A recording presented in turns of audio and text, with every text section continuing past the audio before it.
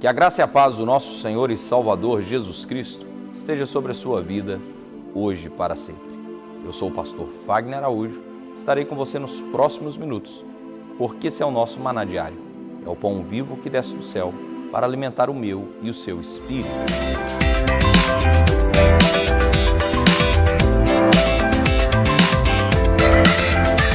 Graças e paz, meus queridos irmãos, bom dia, que bom estarmos juntos mais uma vez. Esse é mais um dia que o Senhor fez e nesse dia nós queremos nos alegrar, exaltar e engrandecer o nome do Senhor, porque Deus é bom. Estamos concluindo hoje essa sequência de 3 vídeos falando sobre o senhorio e o temor do Senhor nos protegem. Se você não assistiu nenhum vídeo desses, eu convido a você a pausar esse vídeo e ir no primeiro vídeo desse. Temos apenas 2 vídeos para trás nesse assunto. Estamos falando sobre a mulher de um dos servos dos profetas que estava em condição decadente, pois o seu marido havia falecido e os seus filhos estavam para ser levados como escravos. E ele era um homem que servia o seu Senhor, servia o profeta, servia a Deus. Ele era um homem que temia o Senhor. No último vídeo nós falamos sobre ser verdadeiramente um servo, qual é a linguística dessa palavra para a época e também a conotação que ela se dava. Hoje nós vamos falar sobre o temor do Senhor, porque o clamor dessa mulher baseia-se unicamente nessas 2 situações. O meu marido, ele servia e o meu marido, ele temia. Agora eu vou ter como recompensa os meus filhos serem levados? Vamos ver então alguns versículos sobre o temor do Senhor. Provérbios 9:10 está escrito: o temor do Senhor é o princípio da sabedoria e a ciência do santo a prudência. Presta atenção. Não existe ninguém sábio que não tema a Deus. Talvez a pessoa tenha acúmulo de informações, mas isso não quer dizer que ele é sábio, porque a verdadeira pessoa sábia teme a Deus. O princípio, o beabá da sabedoria é o temor do Senhor. Provérbios 1:7, o temor do Senhor é o princípio da ciência, é o princípio do conhecimento. E os loucos desprezam a sabedoria e a instrução.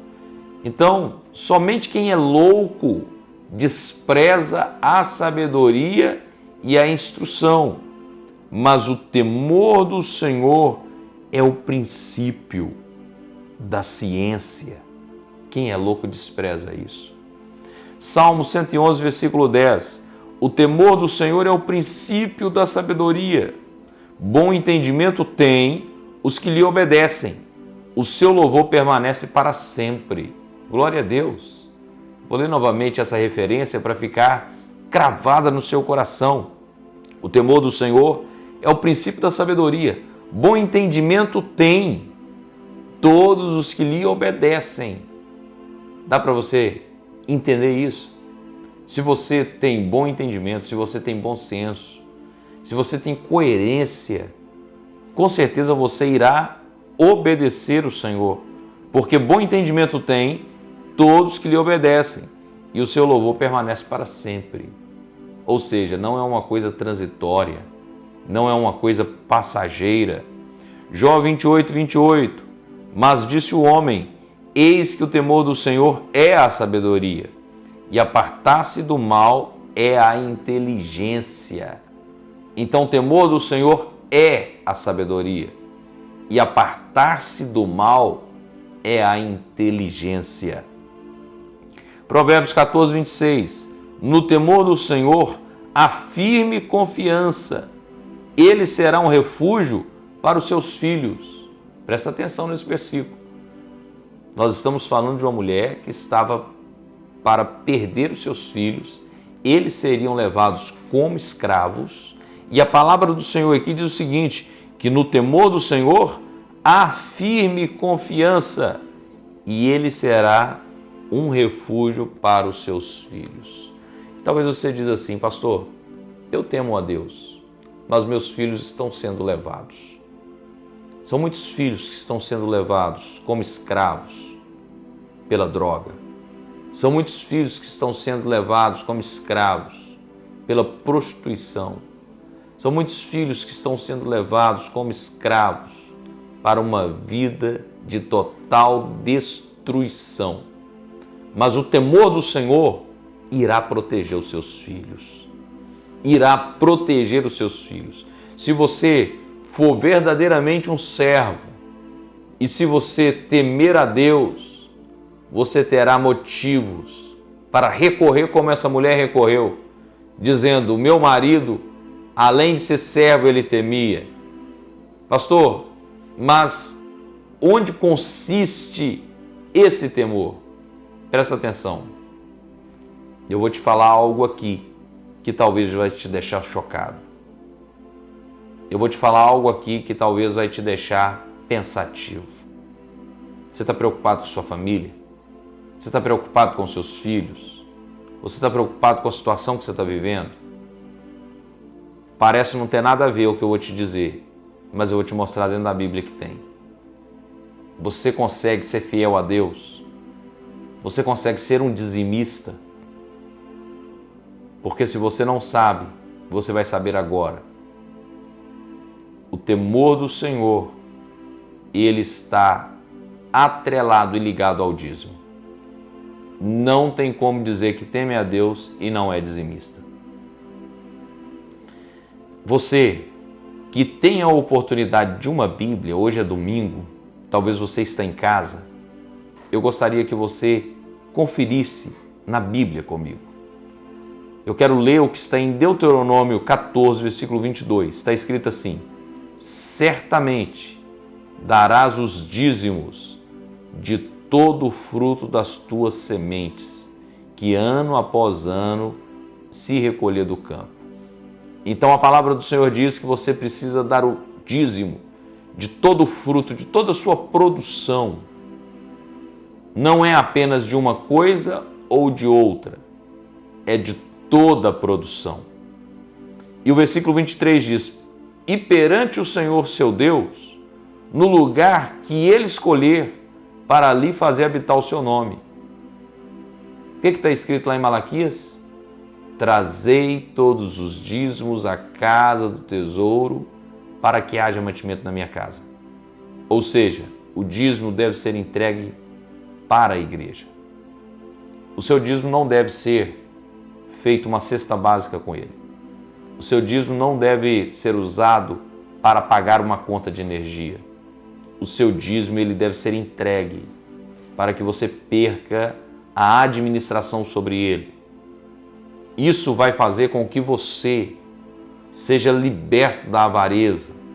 E a palavra do Senhor diz que e perante o Senhor teu Deus, o lugar que escolhi para ali fazer habitar o seu nome, comerás os dízimos do teu cereal, do teu vinho, do teu azeite e os primogênitos das tuas vacas e das tuas ovelhas. Dízimo e oferta de primícia. Dízimo e oferta de primícia são princípios que não devem ser negociados. Pastor, mas o que tem isso a ver? Olha o finalzinho do versículo. Para que aprendas a temer o Senhor teu Deus todos os dias. Para que aprenda a temer o Senhor teu Deus todos os dias. Não tem como alguém dizer que teme a Deus e não é dizimista. O que está escrito em Malaquias 3, versículo 8 em diante. Roubará o homem a Deus?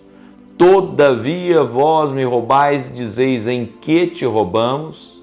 O que estava acontecendo com aquela mulher? Os credores estavam vindo para levar os seus filhos. Existia uma brecha, uma porta ali. Mas o seu marido, enquanto era vivo, ele temia o Senhor. Ele andava em conformidade com essa palavra. Está escrito que o Senhor rasgou o escrito de dívida que era contra nós. Então você percebe o seguinte, que o inimigo ele trabalha com legalidade.